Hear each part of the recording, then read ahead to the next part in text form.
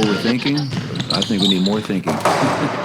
Thing missing from last night's game against the Clippers was that Jokic and Murray were not having the game that we both know that they can have. Tonight's game, however, Jokic definitely set the tone early, and the Nuggets got into a little bit of a slow rhythm, falling 10-2 in the first 2 minutes of the game, but then quickly flipped that switch and ran the Blazers up and down the court. Let's try to get healthy, let's stay together, and if we can do that, we put ourselves in a good situation.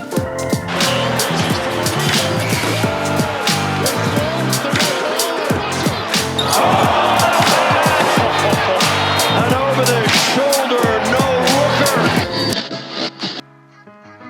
How's it going, everyone, and welcome. I'm CS Chandler, here for another take of Nuggets basketball. So the Nuggets have been struggling. I'm sure you are aware of it. They've been struggling, and they've been struggling to find a rhythm to scratch a couple of wins together. They now look to get a bounce-back win after a tough loss against the Clippers. They now look to get that bounce-back win in Portland. The injury list going into this game tonight, AG and P-Watt remain out. Pickett and Jamal Murray were listed as questionable. Jamal Murray with some hamstring tightness. He would play. Pickett, still available to play, has yet to see more minutes. Don't know what's going on there, if Adelman is not trusting him as much or if they're just trying to reserve him as like a backup. But I mean, he played so much before and now he's getting no minutes, and I definitely don't think that he should be starting, because I definitely think that tired him out. He's not ready for the starting minutes that long. But to get him a couple of minutes, tonight's game would have been perfect too. In the fourth quarter would have been perfect to get him some minutes in there, but still I think there's something going on there. But the starting lineup was Jamal Murray, Christian Braun, Cam Johnson, Julian Strawther, and Jokic. So the exact same starting lineup that we saw last night against the Clippers, we're seeing tonight against the Portland Trail Blazers. The Nuggets were wearing their white jerseys, and the Blazers were wearing their black jerseys, and the Nuggets won. And boy, did they win. Oh, man. This is how you do a bounce-back win, y'all. 157-103. Let's go. That's what I'm talking about. I mean, don't get too comfortable, for sure, real quick. Just a little heat check here. Don't get too comfortable, but it feels pretty good. This is we all needed to see this after such a struggle over January, most of February. It is just great to see a level of play like this from the Nuggets that we know and love. So what happened in this game? Well, let's break it down. So the Nuggets set the tone early, actually. They controlled the tip, and Jokic, with an 18-footer, got the first bucket of the game. Then Klingon did a couple of crazy back-to-back threes to get the Trailblazers an early lead. And for the first 2 minutes of this game, it felt like the Nuggets hadn't changed anything from the past couple of games, especially last night. It felt a little bit clunky at first. They fall 10-2 to the Trailblazers in those first couple of minutes. But then finally, Christian Braun drills a three to cut the lead to 5. And it's from there on, the Nuggets do not look back. They go on a path of scorched earth on the Blazers. Jokic ties the game up with a three at 10, followed by Cam on a fast break, gets the Nuggets a 2-point lead. Then from there, the Nuggets go on a 13-0 run to take a 5-point lead. But then something very interesting happened. And this was actually some underlining kind of story or tone of the entire game.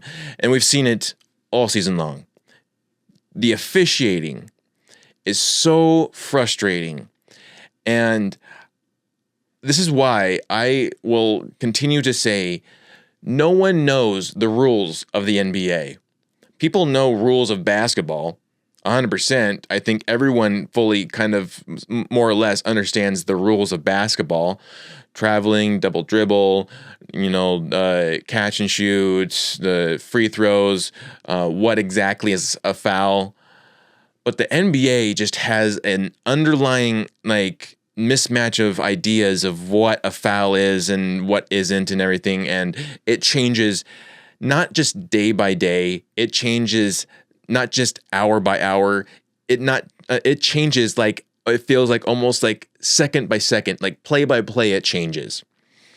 That's the most frustrating thing about this NBA. This is not the NBA that we have all known and love, but it is something that has just continued to ruin the game. Like, you wonder why so many more people are watching the WNBA or watching the Eurobasket or whatever, because like any other basketball other than the NBA right now feels a little bit more put together. And so if you remember, the last time the Nuggets faced the Portland Trailblazers, it was Halloween, 2025 Halloween, this season. And in that game, the Trailblazers won, which we all know was kind of linked to an officiating call, where Jokic was grabbed from behind, which should be a foul, and yet it was deemed a jump ball. Well, what happened tonight? Jokic did the exact same thing to the Trailblazers, and the officiating called it a foul. Didn't call it a jump ball, called it a foul. Like, I don't care how much we win by. I'm glad that we scorched earth on them, but this officiating has got to stop. It has got to be reviewed. It has got to be investigated. This is just crazy. The fact that calls are the exact same plays are played in different games, and yet different calls are called for the exact same thing. Like, what are we doing here? Why can't we string some kind of consistency with the officiating? Like, it's the most frustrating thing about the sport, honestly. Like, I don't care about the tanking. I don't care about the Lakers trying to buy Giannis or whatever. Like, I don't care about any of that. The most thing that I care about is the officiating. It's why OKC won their championship. And it's why everyone is so crashing hard out on the NBA right now, because it's just not consistent. It is zero consistency with that thing. And so you have this play where he gets called for a foul for the exact same freaking thing. And Strother then after this for a floater gets the Nuggets an 11-point lead, because when something like this pisses you off, what do? You answer back and you say, okay, we're going to take it to you. So Strother gets the Nuggets an 11-point lead. Then Yoke, having a revenge game none other, he racks up 19 points in the first 10 minutes of gameplay. Tim Hardaway Jr. checks in and quickly gets back-to-back threes to get his career high of 2,001 threes. I believe, he gets three more after that, or actually two more. So that would probably be 2003 threes for Tim Hardaway Jr. So in the first quarter, the Nuggets outscored the Blazers 41-27. Beautiful start. That is exactly how you want to start the game, and that sets the tone overall. And you didn't just put your foot off the gas. They kept the foot on the gas the entire game, and that is what we've been wanting them to do. They did not hold back. So the second quarter, Nuggets start the quarter off with a lineup of Brucey B, Tim Hardaway Jr., Spencer Jones, Big Val, and Cam Johnson, as Advia goes to the line. He gets fouled with a ticky-tack foul from Brucey B, because, of course, this officiating is crazy. He goes to the line, gets both free throws for the first points of the quarter, and then immediately Brucey Brown should be called a foul. It's actually a steal, determined a steal. And Avia to lob to Klingon gets the first bucket of the quarter, the first field goal. Brucey B then from this gets really hot. He drives to the rim, gets a high off the glass layup, gets the Nuggets on the board. And then Big Val with a long two gets the Nuggets first to 50. Jokic checks back in at the 5:36 mark, and Jokic gets fouled while going to the rim, gets the bucket plus the foul to get the lead to 20 points in by the second quarter here. And then Murray, looking for a much better game, he knocks down 5 threes in the second quarter. Blue Arrow showed up, man. It was awesome. It was so beautiful to see both of our all-stars now clicking on all cylinders. Nuggets destroyed the Blazers in this second quarter, 41-26. Nuggets take an 82 to 53 lead into the half. 82 points they got in that first half. Like, that is exactly what we've been wanting this entire January and everything. That's the Nuggets that we know and love from the start of the season. Like, that's why they are the best offense in the league. Third quarter, the Nuggets start off with their starters as the Blazers turn the ball over. On the other end, Jamal gets fouled from behind the arc, makes all three for the first points of the quarter. And then Grant, with a jumper, gets the first field goal of the quarter. Followed by Strother, he hits a three to get the lead to 30. Strother had himself another good game. I mean, he is just looking really good. I know he's up for free agency at the end of this season, so the Nuggets have got to deal with that as well. They've got to deal with that, P. Watt and Spencer Jones, all at the same time of figuring out how to retain them. Meanwhile, Zeke Najee's contract is still weighing them down. But nonetheless, Strother, phenomenal play here. He gets the Nuggets up by 30. And then Jokic bounced past his Strother for the reverse layup, gets Nuggets first to 100. Like, we got the 100 really quickly. I loved it. The refs then go on a power trip. CB, it's an outlet pass to CB from Jokic down court, as we're very accustomed to seeing. He's trying to get the bucket up, but he gets fouled. And while he gets fouled, Jeremy Grant, jumps up, hangs onto the rim of the basket. There's no goaltending called. There's no tech called. You are not supposed to hang on the rim. And yet the refs let it go. They let that shit go. I don't get it. I don't get why the refs are so inconsistent and cherry picking what they decide is an actual call and not. Like, you either call everything or you call nothing. And they're just choosing what they want every single play. And then when they argued and challenged with stuff, then they come up with some kind of bullshit answer to respond of why they chose what they chose. And it just doesn't make sense at all. And so that's not called. CB goes to the line. And then shortly after, Jamal Murray trips over Kamara's foot. And Jamal's called with the offensive foul. How is Jamal tripping over Kamara's foot his fault? And how is it an offensive foul? Shouldn't it be a defensive foul? I mean, it's ridiculous. There was also an issue I think it was in the first quarter or third, or like some first half or third quarter, or whatever, where Jamal Murray got held in transition. It was just called a regular foul, not a take foul. Then there was another call later on where Jokic did a reach-in foul, and it was called a take foul. No one knows the rules of the NBA because the refs constantly change them, and that's not fun to watch. I'm sorry, NBA, but you're not making it any fun with these horrible officiating. The game then gets very foul-heavy because of this. By very soft ticky-tack fouls, the refs keep and start calling everything. And that's another thing too. Like, I get if you want to be very, hard on fouls and everything at the start of the season, you want to play the ticky-tack foul game and everything at the start of the season, that's fine. But when we're already this far into the season, you got to let up on the fouls eventually, man. You got to let them play. Like, this is just ridiculous. So yesterday was a long game. Now we got another long game. Like, end the freaking ticky-tack fouls. This is just ridiculous. So Tim Hardaway Jr., he gets a long two to drop to get the lead up to 40. Holiday then charges into Jokic, gets called for a foul. The Blazers challenge it.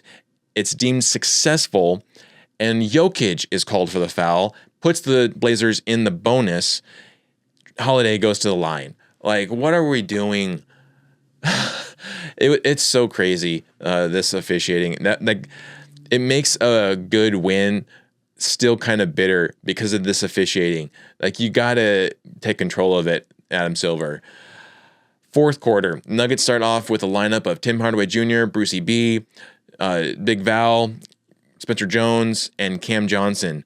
Nuggets just aren't able to get a bucket to start off. Krejci makes a 3, plus gets fouled because, of course, he does.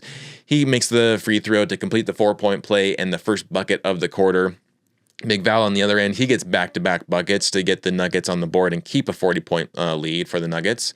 And typically, because in the fourth quarter, obviously, when you're already up by 40, the starters are going to get checked out. Like, Jokic was done with I think a minute or so left on the clock in the third quarter. His night was done. Jamal was done as well, and rightfully so. Those two guys are exhausted. They're gassed. So definitely let them have the rest of the night off, especially because you have a matinee on Sunday.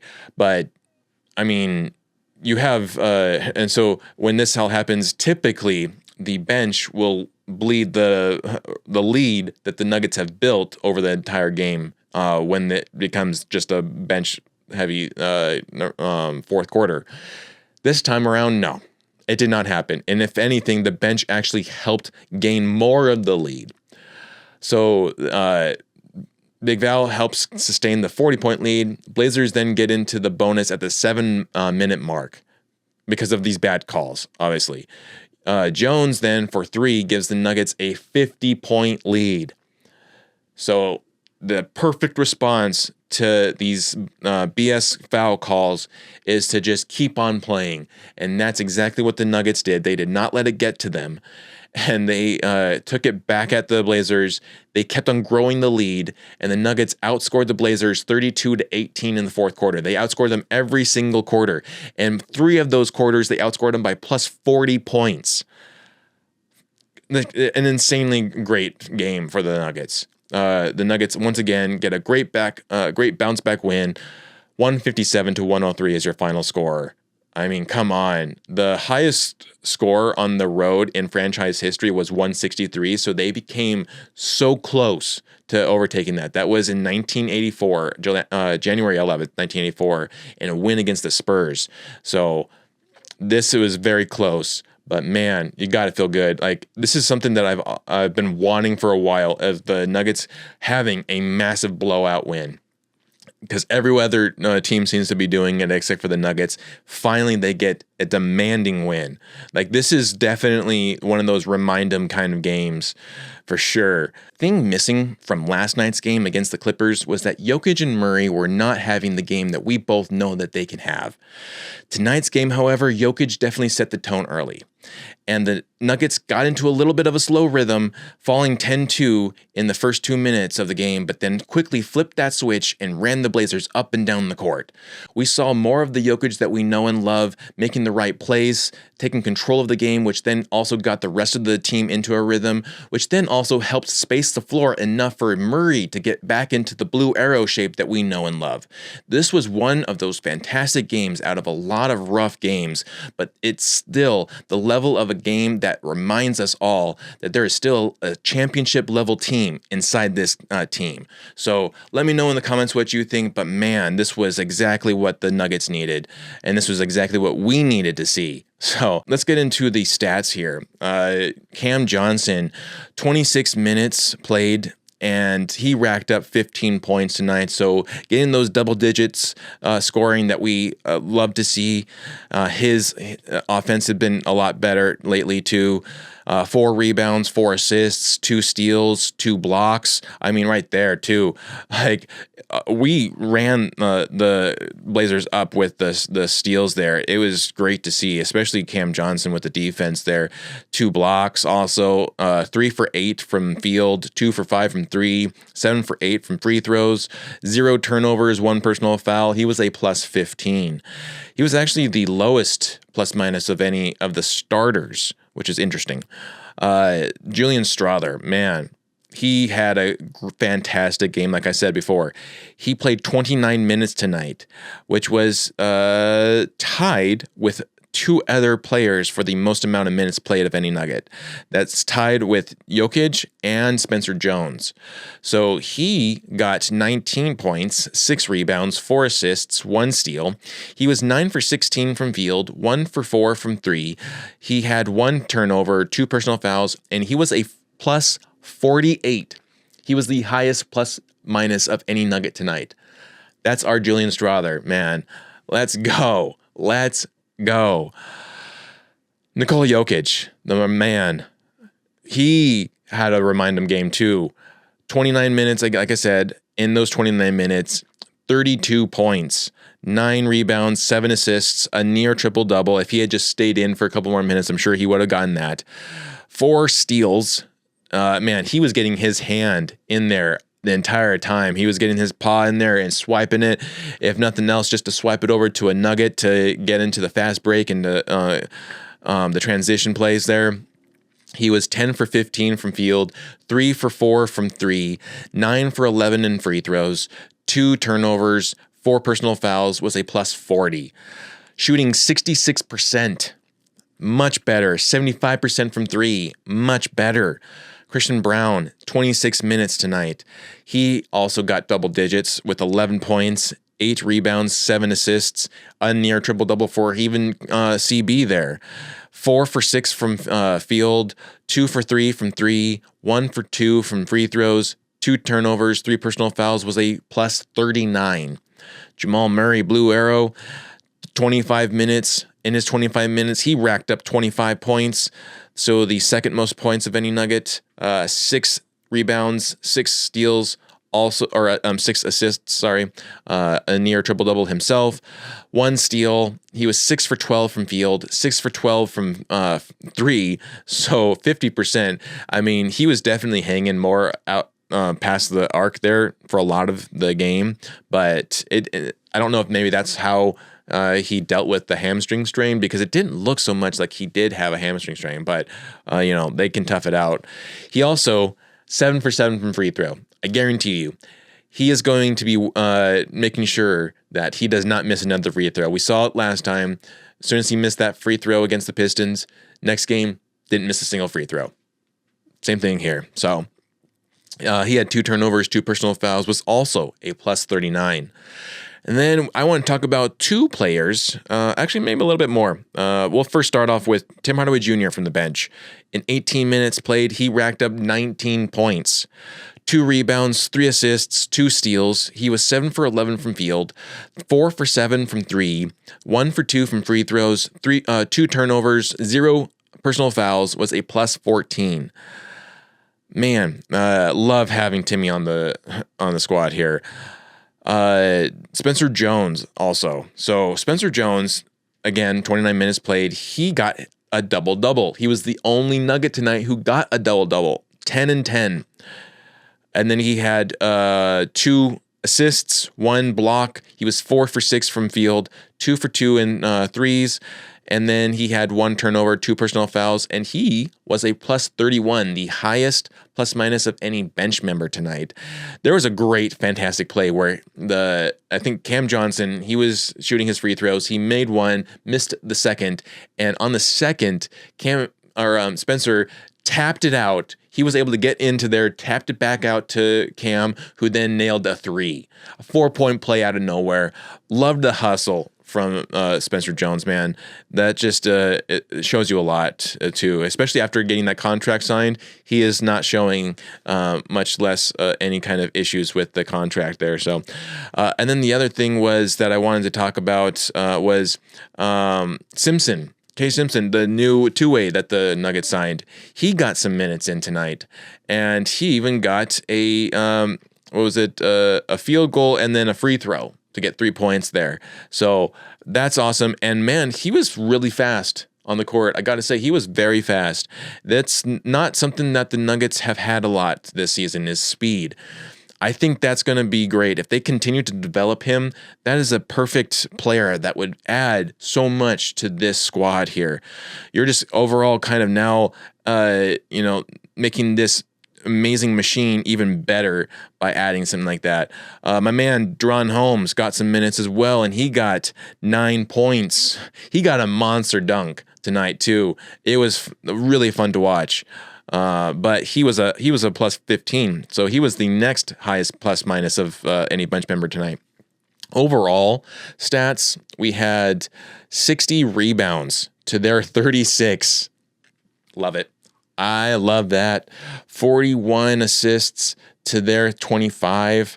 Man, 12 steals to their 8. We had 3 blocks to their 5, so that's the one thing where they beat us. We shot 57% from field. They shot 40%. We shot 51% from 3. They shot 31%. We shot 81% from free throws. They shot 62%. And then we had 15 turnovers. They had 18.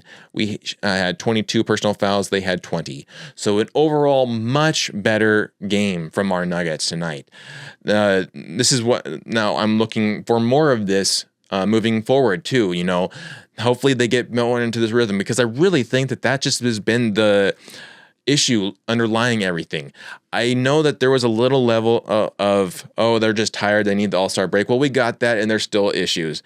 I think that the main issue is just the fact that this squad that we have been watching didn't get a lot of time lately. I mean, they missed pretty much 2 or 3 months of not playing together. With CB out, AG out, then Cam out, and then Yoke out, and then Big Val out, and then Jamal sat out a couple of games, and then Tim Hardaway sat out a couple of games, Brucey B sat out a couple of games. I mean, it's just been we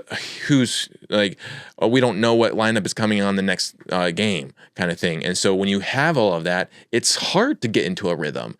And I think now, once guys are starting to get back from their injuries, we're starting to see a more complete game from these guys.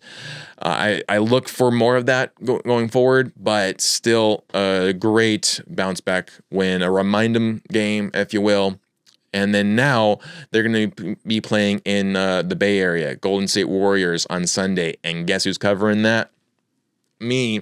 That's right. So I'm not going to do a podcast on Sunday because I'm going to be at the game, but I will post a little bit of what I got here, and maybe I'll do a little like on the road kind of podcast, but the main focus is for DNVR. They're my guys, and I got to focus on them for that day. So I'll check in with you.